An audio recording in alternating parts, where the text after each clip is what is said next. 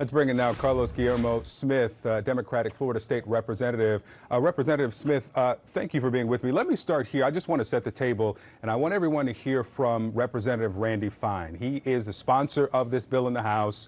He is quite vocal about why this is happening. Just to frame our conversation, here he is.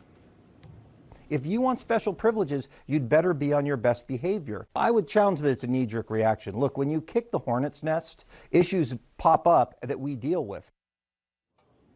He also said that Disney was bringing California values to Florida. Your reaction to the passage of this legislation?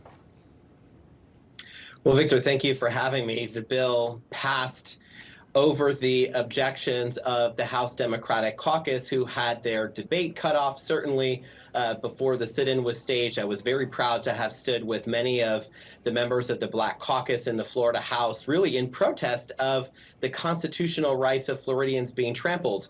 And as it relates to the sponsor of the bill, who has openly admitted that the purpose of the bill that revokes the Reedy Creek Disney status in state law, the purpose of the bill is to punish Disney for speaking out against the extreme right-wing anti-LGBTQ agenda of Governor Ron DeSantis, just speaks to how drunk with power the Republicans in Florida have become, that they are willing to openly declare that the motivation behind their legislation is political retribution.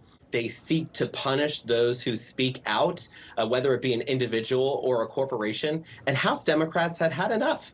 They had had enough because not only was this bill passing, but also it was a distraction from the fact that the Florida Republicans, led by Ron DeSantis, insisted on eliminating Black majority congressional districts in violation of our state's constitution, which protects the ability of racial and language minorities to be able to elect the candidate of their choice. And I want to save some time to talk about that, but let me ask you, do you believe really that this is going to happen? Because I read the bill and the district is not dissolved until June of 2023. That's after the 2022 election. Of course, it's now been passed. The governor may sign it. There may be the opportunity to fundraise off of it.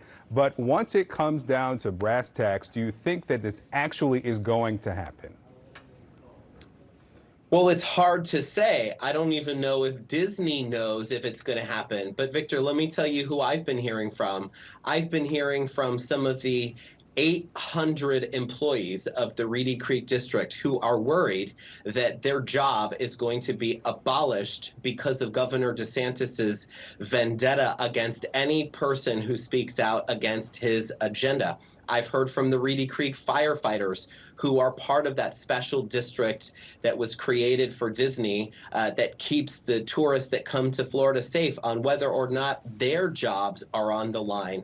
And all of this, again, is a distraction from the fact that the governor is doing everything in his power to consolidate power by really eliminating Black congressional districts, by drawing congressional maps in violation of the state constitution that says that you cannot draw a map with partisan intent.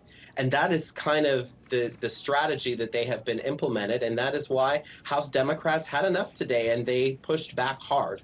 We certainly heard the shouting there from the floor, and we know, as Leila Santiago mentioned, that there will likely be lawsuits in reaction to what happened today. State Representative Carlos Guillermo Smith, thank you, sir. Thank you for having me, Victor.